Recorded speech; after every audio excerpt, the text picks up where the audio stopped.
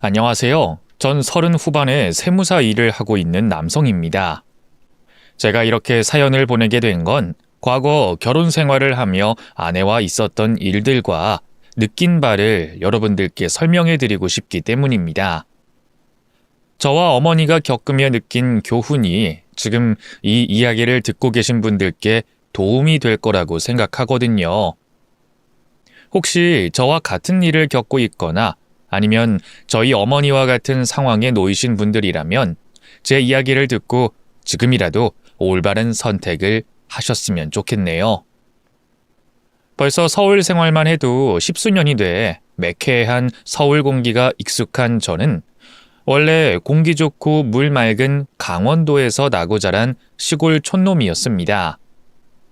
아버지께서는 부사관 출신의 군인이셨고 어머닌 아버지께서 근무하시던 부대 인근 주민이라 두 분이 결혼하신 뒤에도 쭉 부대 근처에서 지내셨거든요. 그래서 저도 너무나도 당연히 군부대 근처 마을에서 자랐죠. 그러다 군인이셨던 아버지께서 훈련 중 사고를 당하시며 세상을 떠나셨고 그 뒤로 저희 집이 많이 흔들리게 됐습니다. 제가 유치원생이 되기도 전에 아버지께서 돌아가시게 됐는데 집안의 가장이시던 아버지께서 돌아가시니 경제적으로 어려워질 수밖에 없었어요. 더군다나 이른 나이에 아버지를 만나 가정을 꾸리셨던 어머니께서는 사회 경험이 많지 않았고 군인들 상대로 경제가 돌아가는 지역이다 보니 어머니께서 하실 만한 일자리도 마땅히 없었습니다. 아버지 이름으로 나오는 연금과 위로금이 있었지만 그 돈들 중 일부는 연로하신 할머니께 보내드려야 했기 때문에 항상 돈이 부족할 수밖에 없었죠. 그래서 어머니는 어쩔 수 없이 큰 도시까지 출퇴근을 하시며 일을 다니셔야 했습니다. 주변에 저를 맡길 가족이라도 있었다면 어머니께서 조금 덜 고생하셨을 텐데 외할아버지께서 제가 초등학생일 때 돌아가시게 되며 저를 맡길 곳이 없었어요. 그래서 어머니께서 홀로 고생이 참 많으셨죠. 그런 상황에서도 어머니께서는 자신의 힘든 모습을 저에게 보이려 하지 않으셨습니다. 오히려 밝은 모습만 보이셨고 저에게 뭐든 풍족하게 지원해 주시려고 하셨죠.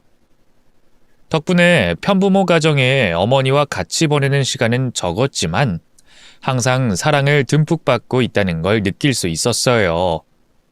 그리고 어머니께서 고생하시는 게 모두 다 저 때문이라는 걸 알았기 때문에 꼭 어머니께 효도를 하고 싶었죠. 지방, 그것도 산골짜기에 살아 제대로 된 학원도 다닐 상황이 아니었지만 그런 상황에 연연하지 않고 미친 듯이 공부를 했습니다. 그런 저의 노력은 서울 명문대 입학이라는 결과를 만들어냈죠. 거기서 만족하지 않았습니다. 애초에 저는 더 먼 미래를 보고 있었기 때문에 대학 입학이 진짜 시작이라고 생각했죠. 학점 관리도 중요했고 앞으로 제 진로에 대해서 준비도 해야 됐습니다. 그래서 신입생 때 여기저기 불러대는 술자리를 모두 거절하고 전 항상 중앙도서관에서 살다시피 했어요. 대학을 들어가서도 제 뒷바라지를 하시느라 고생하시는 어머니 생각에 최대한 빨리 대학을 졸업하고 지체하는 기간 없이 회사에 취업을 해야 한다고 생각했으니까요. 그래서 짧은 군복무 기간 동안 진로를 결정했던 저는 학교 생활과 동시에 세무사 시험 준비를 하게 됐습니다. 군복무 전이나 후나 시간을 허투루 쓰지 않았던 저는 대학 졸업 전 시험에 합격하게 됐고 졸업을 하기 직전 대형 세무법인 회사에 취업을 하게 되며 원하던 바를 이루게 됐죠. 다른 전문직보다는 인정을 덜 받는 직업군이긴 하지만 그래도 저 혼자 서울에 보금자리를 구할 수 있을 만큼의 능력은 갖출 수 있었습니다. 그래서 취업을 하고 바로 했던 일들 중 하나가 어머니를 서울로 모시고 오려는 거였어요. 이제 더는 고생하시지 말고 편히 지내셨으면 좋겠다는 마음에서 말이죠. 그런데 어머니께서 끝내 서울에 모시고 가려는 제 제안을 거절하셨습니다. 말씀은 서울 생활이 답답할 것 같다고 하시는데 아마 저를 배려해 주신다고 거절하셨을 거예요. 결국 어머니와는 떨어져서 지내게 됐지만 최대한 자주 찾아가 뵙고 여유 시간이 조금만 나면 어머니와 여행을 떠나며 제가 어머니께 받은 사랑을 그대로 돌려드리려고 노력했죠. 그렇게 어머니와 회사 일 빼고는 이렇다 할 일이 없던 저의 인생에 한 여자가 찾아오게 됩니다. 지인들과 모임을 가지던 중 알게 된 사람이었는데 그 사람이 바로 제 아내가 될 사람이었죠. 아내는 연애 때만 해도 굉장히 헌신적인 사람이었습니다. 제가 특정 기간 회사 일로 정신이 없을 때 제가 지내던 집으로 찾아와 집안 정리와 반찬을 해놓고 가거나 정성스럽게 만든 도시락을 건네주곤 했죠. 그런 일들이 연인들 간에는 그다지 특별하지 않을 수도 있겠지만 아내 역시도 당시에는 회사를 다니고 있었기 때문에 당연한 일로 치부할 수는 없었어요. 제가 사는 집을 청소하고 저를 위해 요리를 만드는 시간에 자기도 당연히 쉬고 싶을 테니까 말이죠. 그렇게 헌신적인 아내를 보며 전 결혼을 꿈꾸게 됐습니다. 아내 역시 저와 결혼하기를 바라고 있었고요.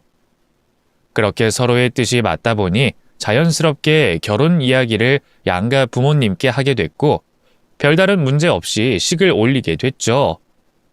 그리고 식을 올린 다음 아내는 회사 일이 바쁜 저를 위해 내조를 해주겠다며 다니던 회사를 그만두고 가정주부로서의 삶을 살게 됐습니다. 저도 제가 버는 돈이 적진 않았기 때문에 아내가 회사를 그만두는 걸 말리진 않았어요. 다만 저 때문에 자신의 사회 경력을 끊는 것 같아 미안해했는데 아내는 자신이 바라는 게 제 내조를 하는 가정주부라고 말해줬죠. 덕분에 무겁던 마음이 편해질 수 있었어요. 그렇게 시작하게 된 결혼 생활은 딱 6개월 동안만 제가 기대했던 행복한 생활을 할 수 있었습니다. 아내가 신혼 6개월이 넘어가자 조금씩 변해가기 시작했거든요.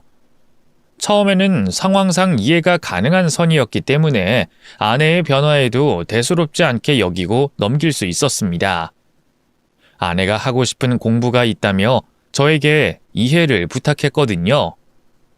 여보, 나 하고 싶은 공부가 있는데 내가 공부 시작하면 당신한테 지금처럼 신경 못 써줄 것 같아서 우선 당신 허락 받으려고. 공부? 갑자기? 나야 상관없긴 한데 당신 하고 싶은 공부 있었으면 진작에 말하지. 전부터 생각은 있었는데 당신 내조도 해야 하니까. 그런데 어느 정도 결혼 생활 적응하니까 공부할 짬은 낼 수 있을 것 같다는 생각이 들어서 더 나이 들기 전에 자격증 몇 개라도 따놓으면 좋지 않을까? 그럴 일은 없겠지만 아주 만약에 우리 집 사정이 안 좋아지더라도 지금 따놓은 자격증이 있으면 그때 내가 도움을 줄 수 있을 거 아니야. 꼭 그게 아니라도 내가 벌어서 우리 친정집이나 어머님께 용돈도 마음껏 드릴 수 있고. 근데 내가 공부하면 아무래도 지금처럼 당신한테 신경 못 쓸 수도 있어서 먼저 허락 구하는 거야. 난 상관없어. 그리고 당신이 하고 싶다는데 내가 그 정도도 이해 못할 것 같아? 마음 편히 가지고 당신 하고 싶은 공부해. 혹시 내 도움 필요하면 말하고. 그 이야기를 처음 듣곤 아내가 대견스럽다고 느껴졌어요. 제가 벌어오는 돈으로 생활해도 충분히 여유롭게 생활할 수 있는데 집안의 보탬이 되기 위해 또 자신의 자아 성취를 위해 공부를 하겠다니 예뻐 보일 수밖에 없었죠. 그래서 아내를 적극적으로 지원해 주려고 했습니다. 회사 일이 바쁠 때야 도와줄 수 없어도 여유가 있을 때는 집안일을 해줄 수 있었으니까요. 그래서 제가 회사 일을 하면서 공부를 하는 아내를 위해 집안일들을 대신해줬죠. 아내의 집안일을 대신한다고 해도 제가 가사일 전부를 하는 것도 아니었어요. 청소와 요리를 하는 횟수가 많아지는 것뿐이었죠. 그런데 어느 날부터인가 아내가 아예 집안일을 신경 쓰지 않았습니다. 공부하느라 정신없고 바쁘다고 해도 자기가 먹고 씻고 난 뒤 생긴 집안일들은 할 수 있는 거잖아요. 그런데 제가 올 때까지 방치를 하더라고요. 처음에는 좋게 생각하려고 했죠. 뭐 공부하다 보니 깜빡한 거라고 생각했는데 그것도 아닌 것 같았습니다. 근무 시간 중 아내에게 전화를 한 적이 있었는데 여유롭게 밖에서 차를 마시고 있더라고요. 밖에서 차를 마신 게 문제가 아니라 그날 역시 설거지거리며 빨랫감, 집안 청소 등등 집안일들이 제가 올 때까지 잔뜩 밀려 있다는 게 문제였죠. 결국 저도 아내에게 이 문제에 대해서 말을 할 수밖에 없었어요. 여보, 당신 공부하느라 쫓기는 느낌은 이해하는데 이런 거 정도는 당신이 할 수 있는 거 아니야? 그때그때 하면 시간도 얼마 안 걸리고 이렇게 쌓일 일도 없잖아. 지금이야 회사 일이 여유로운 시즌이니까 내가 도와준다 쳐도 나 바빠지면 당신 집안일 도와줄 시간 없는 거 알지? 미안. 공부 시작하니까 빨리 끝내야 되겠다는 생각이 들어서 내가 너무 정신없이 살았네. 앞으로 신경 쓸게. 그리고 나 도와줘서 고마워. 잘못한 거 하나씩 따지고 들려고 꺼낸 이야기가 아니었으니 아내의 애교 있는 사과에 넘어가기로 했습니다. 또 제가 도와주기로 약속도 했으니까요. 그런데 문제는 제가 회사 일로 바빠지기 시작하면서부터 불거졌죠. 저희 회사가 하는 일이 세무 쪽이다 보니 특정 월이 되면 정말 시간이 어떻게 지나가는 줄도 모를 만큼 바빠집니다. 잠자는 시간이 너무 부족해 택시 이용은 기본이고 근처 호텔이나 사우나에서 생활하기도 하죠. 그러다 보니 집으로 퇴근하고 돌아올 때면 온몸에 힘이 하나도 없었어요. 그런데 그때도 아내는 집안일은 물론이고 저에게 대해서도 신경 하나 쓰지 않았습니다. 하물며 제 밥도 챙겨주지 않았죠. 오늘은 일찍 들어왔네? 아까 점심쯤 지나서 집에 일찍 들어갈 것 같다고 연락했는데 못 봤어? 옷도 갈아입고 눈도 좀 붙여야 될 것 같아서. 새벽에 일찍 또 나가봐야 돼. 우선 나 밥 좀 줄래? 씻고 바로 자게. 어머, 어떡하지? 집에 밥할 게 하나도 없는데. 점심에 당신 먹고 남은 거라도 있을 거 아니야. 정 없으면 그냥 간장 계란밥 해줘도 되고. 집에 먹을 게 뚝 떨어져가지고 어쩌지? 우선 시켜 먹자. 아니면 나가서 먹을래? 그전부터 슬슬 냉장고에 반찬이 보이지 않았기 때문에 때마침 먹을 게 똑 떨어졌다는 아내의 말이 미심쩍긴 했어요. 그런데 그땐 그런 걸 신경 쓸 정신이 없었습니다. 그래서 씻는 동안 시킨 음식을 먹는 걸로 만족을 하고 잠을 청했죠. 하지만 그 후로도 아내는 이 핑계 저 핑계 대며 항상 저에게 밀키트와 배달 음식을 권하곤 했습니다. 가끔 아내가 직접 해먹는 걸 권하긴 했는데 그런 것들 죄다 아내 입맛에 맞는 것들이었어요. 이 식사라고 보기에는 힘든 음식들 있잖아요. 분식이나 디저트류. 그런 생활이 한 달 가까이가 되자 좀 너무하다고 느껴지더라고요. 그래서 짜증을 내며 투정 부렸더니 그 다음부터는 반찬을 가게에서 사오는 겁니다. 당신 반찬했네? 내가 짜증냈다고 이렇게 한 거야? 이럴 줄 알면 진작에 투정 좀 부릴 걸 그랬다. 얼른 앉아서 먹기나 해. 어때? 반찬 맛 괜찮아? 뭐 맛이 없는 건 아닌데 뭐라고 해야 하나?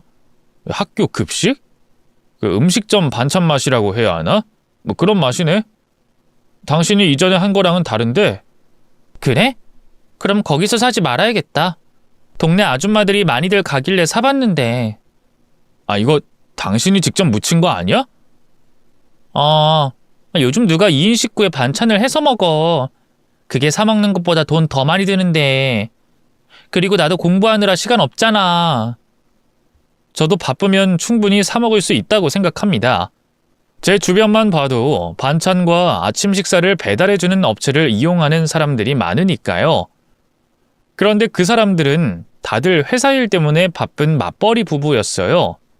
더군다나 아내는 공부 때문에 자신이 시간이 없다고 했지만 하던 공부를 진작에 손 놓은 걸 알고 있었습니다. 몇 달이 넘도록 책 한 권을 끝내지 못했고 같은 페이지만 펼쳐져 있었으니 제가 알아차릴 수밖에 없었죠. 아내가 왜 이러나 싶더라고요. 그리고 도대체 제가 나가고 난 뒤 집안에서 뭘 하고 지내길래 이렇게 아무것도 하는 게 없나 싶었습니다. 거기다 아내가 자신의 역할을 못하는 건 그것만이 아니었어요. 저희 어머니 댁에 가는 것도 멀미가 난다며 기피하기 시작했죠.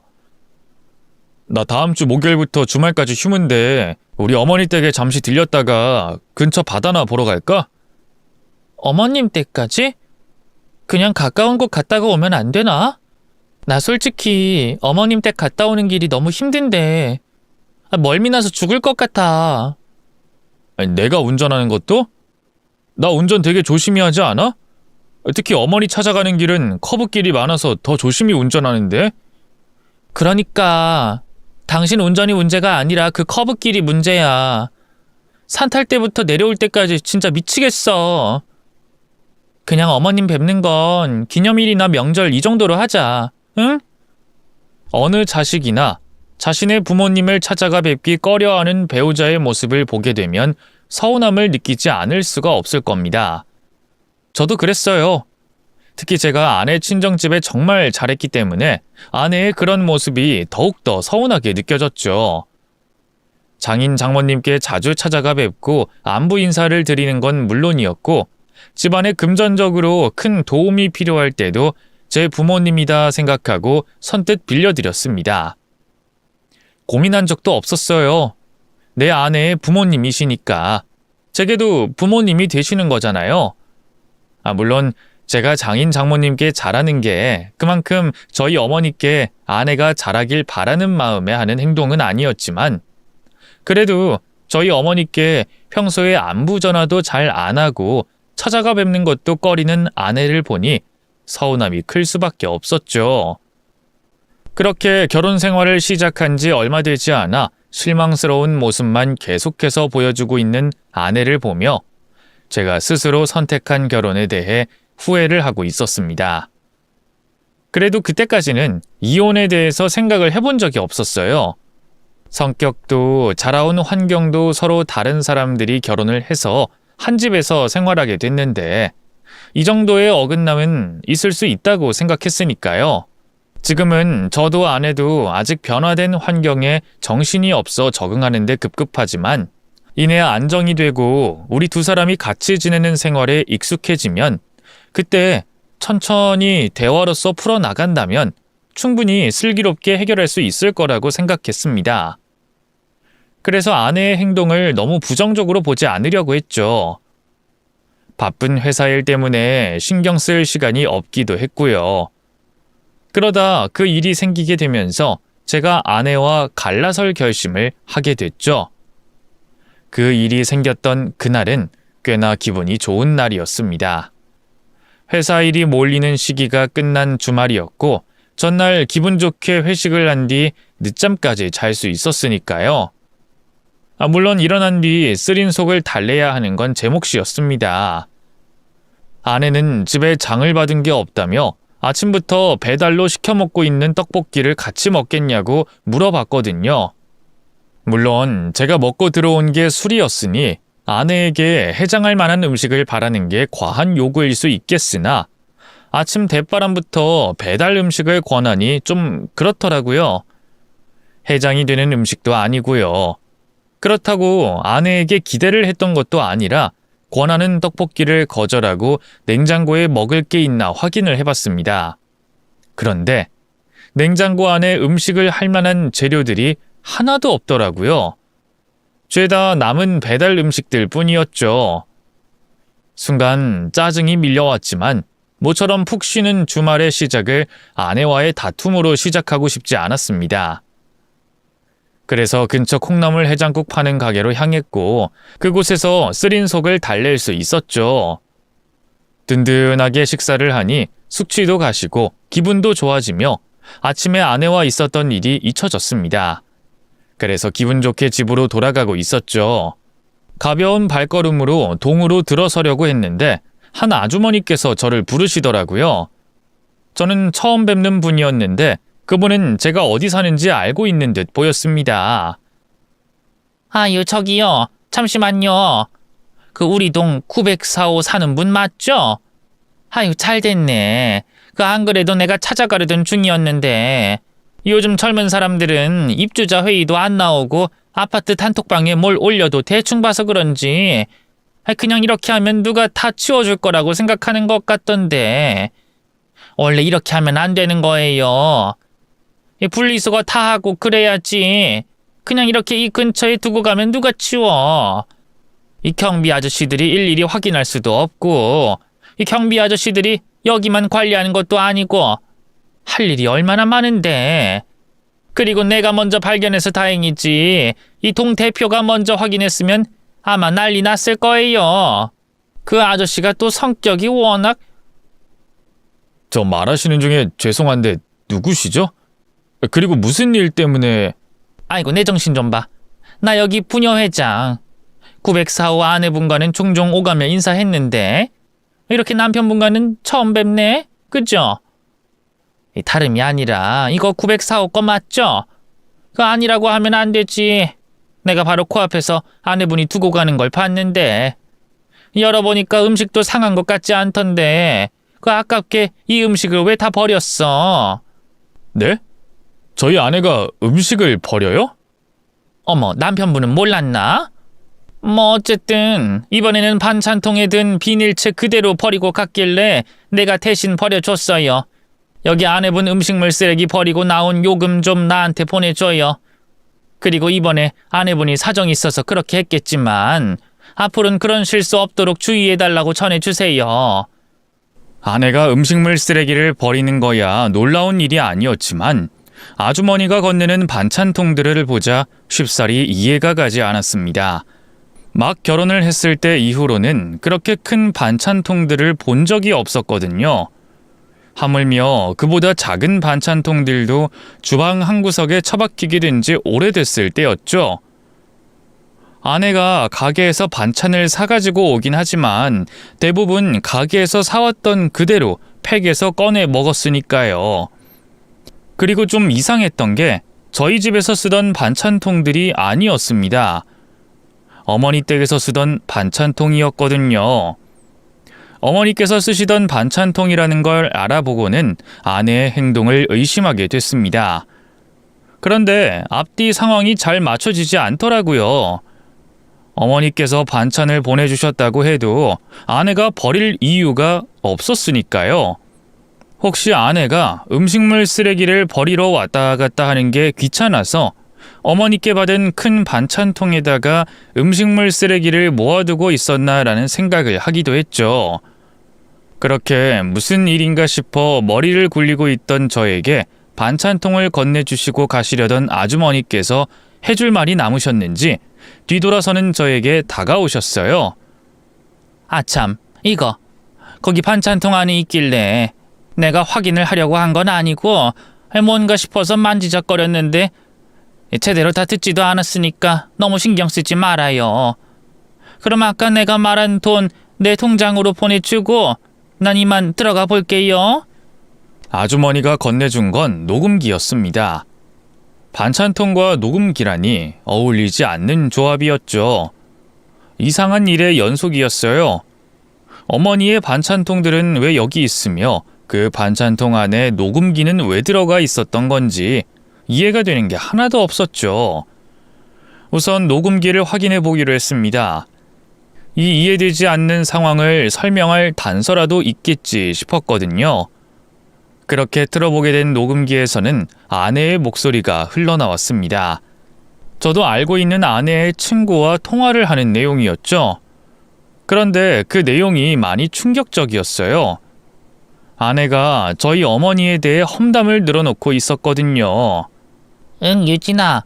너 이 시간에 전화한 거 보면 또 너희 시엄마 왔다 갔나 보다? 너가 이제 척하면 척이구나? 그래, 오늘도 그 쓸데없는 짓 또 하고 갔다. 우리 대단한 시어머니께서. 저놈의 할망구는 나이도 있는데 힘들지도 않나 봐. 자기 아들 반찬 먹이겠다고 그 멀리서 여기까지 오는 걸 보면 자식 새끼 사랑이 아주 대단하지 않니? 눈물 없이는 볼 수가 없어. 그러느냐니 그 멀리서 찾아온 시엄마 곧바로 쫓아내. 이번에는 얼마나 네 집에 있겠니? 아, 맞다. 내가 그거 말하려고 전화했는데 이제 아예 집 안으로도 못 들어오게 하려고. 방금 전에 왔을 때 내가 일 있어서 나가봐야 한다고 내쫓으려고 했거든? 그런데 우리 집 화장실을 쓰겠다는 거야. 아, 너무 어이가 없지 않아? 그래서 내가 아까 전에 나가야 하는 거 어머님 오신다고 계속 기다린 거라고. 안 된다고 하고 겨우 쫓아냈잖아. 이러다 나중에는 우리 집에서 차도 마시고 가겠다 하겠어. 아우, 너도 정말. 그래도 화장실 정도는 쓸 수 있는 거 아니야? 네 남편 집이기도 한데. 야, 그래서 내 남편 집이지 그 할망구 집이냐? 그리고 어딜 더럽게 같은 변기를 써? 집 앞에 나가면 카페고 상가고 화장실이 널리고 널렸는데 거기서 해결하면 되지. 뭐 어쨌든 이제 조금의 틈도 보이면 안 되겠어. 이렇게 넋놓고 있다가는 그 노인네가 우리 집에 자리 차지하는 건 한순간이라니까. 그래도 너 조금 조심하면서 해. 그러다 네 남편 알면 어떻게 하려고. 솔직히 지금도 매번 너희 시어머니가 가져다준 반찬 버리는 거 충분히 들킬 수 있는 상황인데. 야, 바쁜 남편이 이래서 좋은 거야. 집안에 무슨 일이 벌어지고 있는지 모르잖아. 그리고 우리 할망구 가장 바라는 게 자기 아들 행복하게 사는 건데 괜히 부부 사이에 틀어질 만한 일을 지 입으로 말할 것 같아? 지금도 내가 자기 아들 반찬 안 챙겨주는 걸 눈치채고도 뭐라 못하잖아. 그래서 반찬 가져다 주는 거야. 근데 그 이야기를 하겠어? 아유, 참 똑부러지십니다. 그래도 조심해서 나쁠 거 없으니까 적당히 해. 야, 그나저나 부럽다 얘. 돈 잘 버는 남편에 며느리한테 쩔쩔매는 시어머니까지. 여자 입장에서 이보다 더 좋은 상황이 어딨겠니? 너 결혼 하나는 정말 잘한 것 같아. 그럼 내가 이 삶을 누리기 위해서 몇 년 동안 내숭을 떨었는데 이 정도 대가는 따라와줘야 하지 않겠어? 거기까지 녹음기 안에 있던 첫 번째 녹음 파일의 내용이었습니다. 아직 몇 가지 파일들이 더 남아 있었지만 가슴속에서 분노가 끌어올라 더는 못 듣겠더라고요. 그래서 마음을 가라앉히고 거리를 돌아다니게 됐죠. 거리를 돌아다니며 아까 전 듣게 된 녹음기 내용을 계속 곱씹어봤습니다. 아내가 말한 내용들이야 자신의 입으로 저를 속여왔다고 했으니 그렇다고 칠 수 있었는데 그 반찬통 안에 있던 녹음기의 의미를 도저히 모르겠더라고요. 자신이 숨겨야 하는 내용을 스스로 녹음했을 리는 없었으니 아내가 녹음한 것은 아닐 텐데 그럼 반찬통의 주인인 어머니밖에 없었습니다. 그런데 그 이유가 뭔지 모르겠더라고요. 아내가 저와 어머니의 험담을 말하고 있을 때 직접 가서 말을 할 수도 있었고 저에게 녹음기 안에 있는 내용을 들려줄 수도 있으셨는데 말이죠. 제 머리로는 도저히 그 답을 알 수가 없어서 어머니를 찾아가 뵙고 여쭤보기로 했어요. 맘 같아서는 바로 찾아가고 싶었지만 어느덧 저녁이 돼가고 있었고 아직 못 들은 녹음 파일도 있었기 때문에 한 주 뒤에 어머니께 찾아가기로 했습니다. 저도 어느 정도 사태 파악을 하고 난 뒤 어머니를 뵈야 물어볼 걸 물어보고 혼자 정리할 건 정리할 수 있었으니까요. 그렇게 아내에게는 아무것도 모른 척을 하면서 일주일을 보내게 됐죠.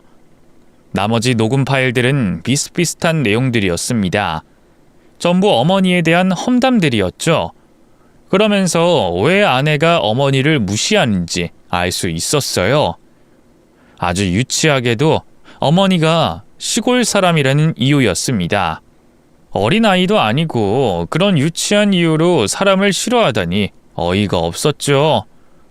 아내는 친구들과 전화통화를 할 때마다 저희 어머니가 못 배웠다, 시골에서 벌레들과 살아서 더럽다, 온몸에서 소똥 냄새가 난다 등등 터무니없는 말들로 험담을 늘어놨어요. 아내가 친구들에게 한 말들 모두 사실이 아니었습니다. 설령 사실이었다고 해도 아내가 그런 이유로 어머니를 무시하고 싫어해서는 안 되는 거였어요. 남남이라고 해도 말이죠. 그뿐만이 아니었어요. 아내가 저도 무시하고 있었습니다. 제 욕을 한 날 역시도 어머니께서 반찬을 두고 가셨나 봅니다. 한참 동안 저희 어머니 욕을 하고 있었던 아내가 친구가 꺼낸 말을 듣더니 갑자기 제 욕을 하기 시작했죠. 그런데 참 별일이다. 너희 남편 보면 완전 도의적인데 어떻게 그런 엄마를 뒀을까? 야, 네가 내 남편을 겉으로만 봐서 그러지 살아보면 또 다를걸? 그냥 번듯하게 입혀놓으니까 네가 그런 인상을 받는 거지. 실상은 완전 촌놈이나 다를 거 없어. 애초에 식성부터 봐봐. 개천에서 난 용티를 그렇게 내고 싶은 건지 맨날 그놈의 풀떼기만 찾는 거 보라고. 그것뿐일까? 돈을 벌 줄만 알지 제대로 쓸 줄을 몰라요. 그리고 얼마나 촌스러운 줄 아니? 네가 도시적으로 보인다고 했지? 그거 전부 내가 꾸며놓은 거야. 내가 쪽팔리지 않으려고. 그렇게 꾸며놔야 내가 같이 다니기라도 하지. 머리부터 발끝까지 내가 안 챙겨주는 게 없어요. 그리고 돈 잘 버는 거 외에는 뭐가 없어. 사람이 진지하기만 하고 재미도 없고 뭐 재밌게 놀 줄도 모르고. 아, 하나 있네. 착하긴 해. 근데 그게 결혼 생활에 재미를 주는 건 아니잖아. 그래서 내가 이 남자랑 결혼한 걸 잘했다고 생각하다가도 가끔은 후회한다니까. 이러고 몇십 년을 더 어떻게 살아. 야, 그러면 너는 너 나름대로 재미라도 봐. 네 남편은 그렇게 바쁜데 네가 다른 남자 만나는 걸 알겠어? 그래서 나도 여러 방면으로 생각 중이다. 네 말대로 다른 남자 만나서 연애하다가 이놈이랑 이혼하고 재산 분할 받아서 젊고 몸 좋은 연하 데리고 살지. 이전에 들었던 내용들만으로도 제 마음은 이미 아내와 이혼하겠다고 기울어져 있었는데 그런 대화 내용까지 듣게 되니 더는 생각할 것도 없더라고요. 아내와 이혼하는 건 그 이야기를 듣고 난 후 기정사실됐죠. 그래서 어머니께 찾아가 뵙는 걸 잠시 고민했습니다. 이미 마음의 결정을 내린 상황에 녹음기의 의도를 아는 게 무슨 의미가 있나 싶어서요. 그런데 순간 끓어오르는 감정을 추스르자 신중하게 행동하고 싶었어요. 또 아내와 합의 이혼에 이르지 못하고 이혼 소송으로 됐을 때도 생각을 해봐야 했기 때문에 어머니를 찾아가 뵙고 제가 모르는 내용을 알아야 되겠다고 생각했죠. 그래서 원래 예정처럼 주말을 맞아 어머니 댁으로 찾아갔습니다. 어머니께서는 오랜만에 집으로 찾아온 저를 반기셨는데 저는 표정이 밝을 수가 없었어요. 제가 다는 알진 못하지만 어머니께서 아내에게 무시를 당해왔다는 걸 녹음기를 통해 조금은 알고 있었으니 죄송한 마음이 너무 크게 들었거든요. 도저히 밝은 얼굴로는 있을 수 없을 것 같아 어머니께 바로 반찬통과 녹음기를 꺼내며 어떻게 된 일인지 녹음기의 의미는 무엇인지 여쭙게 됐습니다. 어머니, 이거 돌려드리려고 왔어요. 그리고 이 녹음기 무슨 의미로 어머니께서 아내에게 보내셨는지 제가 아무리 생각해도 모르겠더라고요. 사실 아내가 그런 짓을 하고 있다는 걸 알리시려면 저한테 직접 말씀하시면 되는 거고 아내를 혼내려고 하셨다면 앞에서 말씀하셔도 되잖아요. 그런데 왜 반찬통에... 저 어머니께서 그 사람에게 무슨 일 당하셨는지 여기 녹음 내용 듣고 알고 있어요. 그러니까 솔직하게 말씀해 주세요. 아니 그런데 네가 이걸 어떻게... 어머니께서는 제가 건넨 녹음기를 보시고 놀라셨지만 그것뿐이었어요. 흔들리는 눈동자와 달리 손사래를 치시며 아무것도 모른다고 말씀하셨죠. 어머니, 다 말씀해 주세요. 이건 왜 아내한테 몰래 보내신 거고 이전까지 무슨 일이 있었던 거예요? 어머니께서 말씀 안 하신다고 해결되는 게 아니에요. 어머니께서 저에게 말씀을 해주시든 안 해주시든 저 그 사람이랑 이혼할 거라고요. 뭐? 이혼? 얘 경모가 이혼이라니. 이혼은 안 된다. 내가 이혼만은 막으려고 이렇게 한 건데. 그럼 어머니께서 무슨 일 당하셨는지 알고 있고 그 사람이 저에게 그런 마음 품고 있다는 걸 알면서 계속 같이 살아요? 저 절대 그렇게는 못하겠습니다. 만약 합의 이혼 안 돼서 이혼 소송하게 되면 어머니께서 그 사람에게 무슨 일 당하셨는지 알아야 제가 유리해요. 그러니까 말씀해 주세요. 이혼하겠다는 말에 어머니께서는 무척이나 당황하는 모습이었습니다. 그리고 이내 뜻을 굳히신 듯 저에게 녹음기를 아내에게 전달하려 했던 의도와 지금까지 당한 일들을 말씀해 주셨죠. 엄마가 반찬통에 녹음기를 넣었던 건 내 나름대로 유진이한테 경고를 하려던 거였어. 사실 얼마 전에 알게 됐거든. 유진이가 나랑 너를 무시한다는 걸. 나야 전부터 유진이가 무시를 했었지만 걔가 너까지 무시하고 있을 줄은 몰랐다. 그래서 너 몰래 경고하려고 했어. 네가 알면 지금처럼 이혼한다고 할 것 같아서 너한테 말은 못했고, 그리고 직접 가서 말하자니까 내가 걔 얼굴을 보면서 말하면 화가 나서 심한 말이 나올 것 같더라고. 그러면 일만 커지게 되고 너한테 신경 쓰이게 만드는 거잖니. 그래서 이렇게 녹음기로 내가 다 알고 있다는 걸 알려주면 걔도 알아서 조심하고 생각도 고쳐 먹을 줄 알았어. 제가 무시당하는 거야 제가 그 사람 선택한 일이니 어쩔 수 없는 거죠. 그런데 어머니는 다르잖아요. 어머니가 왜 며느리 되는 사람한테 무시를 받으세요? 어머니께서 뭘 잘못하셨는데요? 녹음된 거 들어보니까 어머니가 그 사람한테 잘못한 것도 없던데 왜 어머니가 저 때문에 그런 대접 받으면서 참고 계셨어요?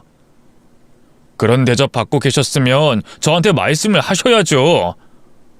전 제가 그 사람한테 돈이나 벌어오는 사람으로 취급받는 것보다 어머니가 무시받았던 말이 더 화가 나요. 어머니 같은 시어머니가 어딨다고, 지가 뭐가 잘났다고 어머니를 무시하긴 무시해요. 그러면 그 여자한테 지금까지 무슨 일 겪으셨어요? 제가 아는 건 여기 녹음기 내용이 있는 정도예요. 또 반찬 버렸다는 거랑 제가 모르는 게 뭐가 더 있어요? 뭐 대단한 건 없다. 대부분 네가 없을 때 날 시어머니 취급하지 않은 거지.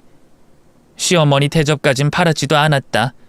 그냥 우덜은 대접만 해줘도 난 만족했을 거다. 그런데 걘 그것도 안 했어.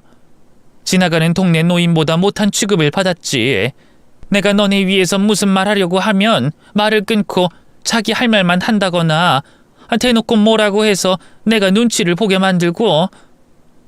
아휴, 사실 이번 일도 걔가 집안일이 서툰 것 같아서 반찬 하려는 거 도와주려다 알게 됐거든. 내가 너 무슨 반찬 좋아하는지 알려주려고 했더니 나한테 자신 있게 밥이랑 반찬을 사 먹는다고 하더구나. 나도 듣는 귀가 있는데 요즘 젊은 부부들이 반찬 사 먹는 걸 왜 모르겠니? 아침에 일어나서 출근 준비하기도 바쁜 사람들이 사 먹는 게 이해가 되지. 그런데 걔가 일을 하는 것도 아닌데 반찬을 사 먹인다는 거야.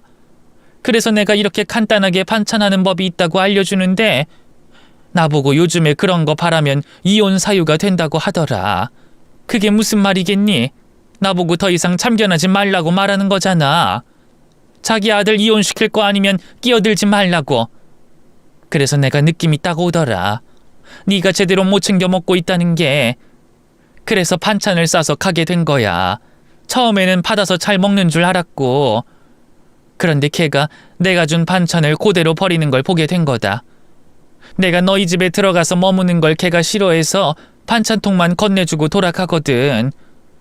근데 그날은 옷을 두껍게 입고 온 날이라 좀 더워서 1층에서 겉옷을 벗고 앉아서 숨 좀 돌리고 있었어. 그때 딱 보게 된 거지. 내가 준 반찬을 그대로 버리는 걸. 그러면서 이전에도 계속 저렇게 내가 싸온 반찬 버리고 있었겠구나 싶었고. 싫으면 싫다고 하던가 자기가 먹기 싫으면 너만 먹으라고 해도 될 것을 버리는 건 좀 아니다 싶었지. 그래서 한 소리 하려고 가는데 걔가 자기 친구랑 내 욕을 하더구나. 거기다 네 욕까지. 너무 당황스럽기도 하고 경황이 없어서 그땐 미처 녹음할 생각을 못했어. 나중에서야 녹음 생각이 났지. 그렇게 걔가 너랑 나를 욕한다는 걸 알고 한참을 생각하다 떠오른 생각이 이거였다. 또 욕을 할까 싶었는데 언젠가 한 번쯤은 할 것 같아서 너희 집에 반찬 가져다 줄 때마다 찾아가서 몰래 숨겨두고는 했었지. 그렇게 모은 게 그 안에 있는 내용들이다. 미안하다. 내 생각이 짧아서. 나는 걔 생각을 내가 알고 있다고 경고하면 걔가 정신을 차릴 거라고 생각했어. 그리고 내 아들이 이혼하는 모습을 볼 수가 없었고. 네가 나 말고 좋은 엄마, 멋쟁이 엄마 만났으면 이런 일 없을 거라고 생각했거든. 근데 네가 이렇게 나오니까 내가 생각을 잘못했구나 싶다. 미안하다, 경모가. 그 뒤로 아내가 어머니께 어떤 행동들을 했는지 더 들을 수 있었습니다. 시어머니와 며느리 사이를 떠나 나이 든 분에게 해서는 안 되는 행동들은 아내는 너무 많이 저질렀죠. 더는 참을 수가 없었습니다. 이젠 더 확인할 것도 없었고요. 저 때문에 아내에게 그런 고초를 겪게 만들어 어머니께 죄송하다는 말씀을 드리고 아내와 이혼하겠다는 제 결심을 전하곤 집으로 돌아가게 됐죠. 그리고 집으로 돌아가자마자 아내에게 반찬통을 던져줬습니다. 어머, 깜짝이야. 당신 뭐야? 방금 뭘 집어던진 거야? 집에 들어오자마자 왜 이래? 당신 술 취한 거야? 네가 이제까지 내 뒤에서 이런 짓 하고 있었는데 내가 화가 안 나겠어? 너 저 반찬통 뭔지 모르겠어? 아니면 끝까지 오리발 내밀고 싶은 거야? 뭐? 반찬통? 저게 왜... 저게 뭐? 그냥 반찬통인데 왜? 당황하는 표정 보니 무슨 반찬통인지 알아는 보는 거지? 너 지금까지 우리 어머니가 가져다 준 반찬 꺼내보지도 않고 버리고 있었다며? 거기다 뒤에서 우리 어머니 무시하고 모욕하고. 야, 우리 어머니가 너 따위한테 무시당해야 돼? 네가 뭔데 우리 어머니를 무시해? 네가 뭐 잘났다고? 무슨 말이야? 내가 누굴 무시하고 누굴 모욕해? 당신 진짜 왜 이래? 왜 이래? 그래, 왜 이러는지 알려줄 테니까 거기 반찬통 안에 뭐가 있는지 봐봐. 아내는 화가 잔뜩 난 제 모습을 보며 당황해하면서 반찬통을 열어봤습니다. 그리고 그 안에 녹음기가 있자 영문을 모르겠다는 표정을 하고 있었죠. 뭐해, 틀어봐. 내가 작동법까지 세세히 알려줘야 돼? 아니면 무슨 내용이 있을까 두려워서 못 트는 거야? 내가 직접 틀어줘. 제가 하는 말로 인해 그 녹음기 안에 무엇인가 자신에게 불리한 내용이 있다는 걸 눈치챘는지 아내는 재생 버튼을 누르지 못했어요. 발발 떨며 제 눈치를 보고 있었죠. 당신이 못 틀겠다면 내가 틀어줄게. 당신 입으로 뭐라고 했는지, 무슨 행동을 했는지 거기 다 나와 있으니까. 잠깐만. 여보, 내가 잘못했어. 굳이 틀지 않아도 당신이 무슨 말하는지 알 것 같아. 내가 잘못했어. 내가 이렇게 빌게.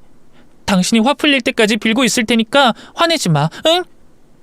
네 친구랑 통화할 때 그 당당함은 어디 가고 이제 와서 빌겠다는 거야? 그때처럼 해봐. 우리 어머니 시골 사람이라고 무시할 때처럼 하라고. 돈 잘 버는 거 외에는 아무짝에도 쓸모없는 놈한테 원래 네가 하던 대로 해보라고. 여보, 내가 친구한테 허세 좀 떨어본 거야. 그거 다 진심 아니라니까? 내가 왜 사랑하는 내 남편을 그런 식으로 생각하겠어? 어머님에 대한 이야기도 다 내 허세 부리려고 한 말이야. 그냥 내가 얼마나 좋은 집에 와서 편하게 사는지 애들한테 의수대고 싶어서 그런 거라고. 여자들끼리는 친구 사이라도 그런 경쟁심이 조금씩 다 있어. 내가 잘못했어. 내가 뭘 잘못했는지 알겠으니까 앞으로 이런 일 없을 거야. 허세? 경쟁심? 너 끝까지 거짓말 할래? 나 오늘 어머니 댁에 다녀왔어. 거기서 당신이 우리 어머니께 무슨 짓을 했는지도 들었고. 됐다. 당신이랑 더 이상 말해봤자 뭐 하겠냐. 당장 짐 싸서 내 집에서 나가. 그리고 합의 이혼이든 이혼 소송이든 우리 이 결혼 생활 빨리 끝내자. 여보, 내가 정말 잘못했어. 이혼 이렇게 쉽게 결정하면 안 되는 거잖아. 내가 잘할게. 내가 잘못한 못까지 해서 정말 잘할게. 그러니까 이혼하겠다는 말은 하지 마, 응? 짐 챙겨서 나갈 수 있을 때 나가라. 맨몸으로 쫓겨나고 싶지 않으면. 나 지금 너 두드려 패고 싶은데 겨우 참는 거야. 우리 어머니께 당신이 한 짓 생각하면 피가 거꾸로 솟는데 법 때문에 겨우겨우 참고 있는 거라고. 나가. 당장 나가라고! 제 발로 집 밖을 나가는 걸 거부하던 아내는 끝까지 고집을 피웠고 결국 제가 힘을 써서 아내를 내쫓을 수밖에 없었습니다. 그리고 저는 다음 계획대로 아내와 이혼 준비를 하려고 했죠. 그런데 다음 날 장인 장모님께서 저에게 찾아오셨습니다. 갈 곳 없던 아내가 친정집으로 찾아가 도움을 요청했던 것 같아요. 아내와 같이 집을 찾아오셨더라고요. 전후 사정을 모르는 두 분께 제가 왜 그런 선택을 할 수밖에 없는지 설명을 해드려야 한다고 생각했습니다. 그래서 아내와 장인 장모님을 집안으로 들였죠. 제가 왜 아내와 이혼을 생각하게 됐는지 설명을 하려는 순간 아버님과 어머님께서 동시에 제 앞에서 무릎을 꿇으셨습니다. 그리곤 잘못했다고 빌기 시작했죠. 이서방, 자네가 왜 유진이를 내쫓았는지 다 알고 있네. 유진이가 솔직하게 다 말한 건 아니라고 생각하네만 얘 입에서 들은 것만으로도 자네 결정 충분히 이해하네. 우리 잘못일세. 내가 유진이를 잘못 가르쳤어. 정말 미안하네. 이서방, 나도 이랑 같은 뜻이네. 유진이가 잘못한 거야. 애가 워낙 절이 없어서 그래. 이 사돈께서 정성 들여 하신 반찬 버린 거, 또 집에 가사일 하는 애가 자네 안 챙긴 거 전부 잘못한 일이지만 그래도 이혼까진 너무하지 않나? 응? 이번만 용서하고 화 풀게. 우리가 이렇게 빌겠네. 처음에는 장인어른 입에서 아내가 한 행동에 대해 다 알고 있다고 하시길래 아내가 이제까지 있었던 일을 솔직하게 다 말했다고 생각했습니다. 그런데 뒤이어 들려오는 장모님 말씀을 들어보니 제가 겨우 반찬 버린 것과 집안일을 안 한 걸 가지고 이혼을 선택한 거라고 생각하신다는 걸 알게 됐죠. 아내가 정작 해야 할 이야기는 쏙 빼고 장인 장모님께 이야기를 한 걸 알게 되자 화가 더 났습니다. 그래서 조금의 보탬도 없이 아내가 지금까지 무슨 짓을 하고 있는지 두 분께 그대로 말씀을 드렸죠. 그리고 말을 하는 즉시 아내에게 확인을 받았습니다.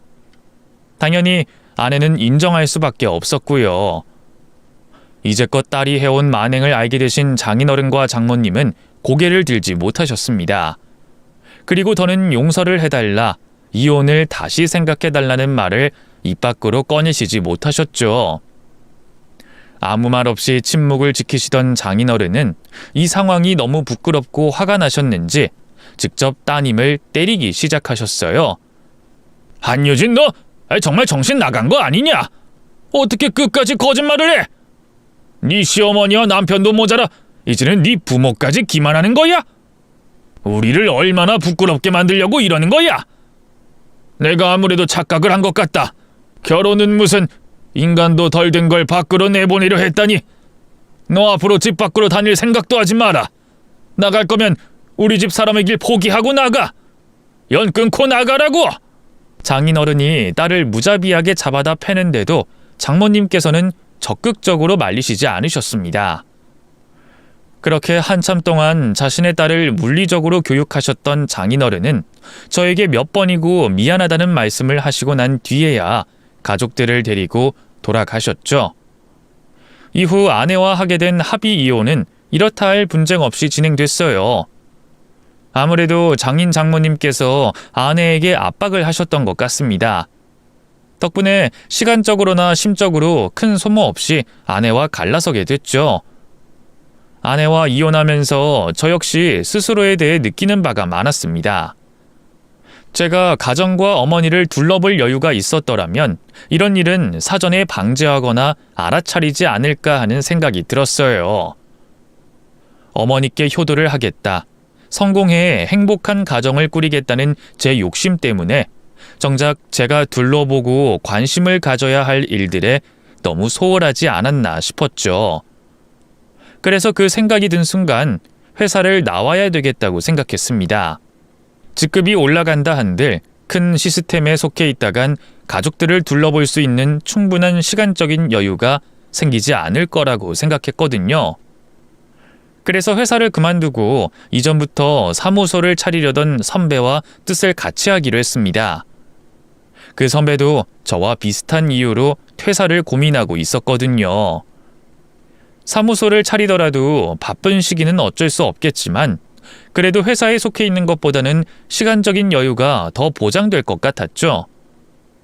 이후 제가 한 선택이 옳은 선택이었다는 걸 시간이 지난 지금은 어머니와 쌓은 그동안의 추억으로 증명을 하고 있습니다.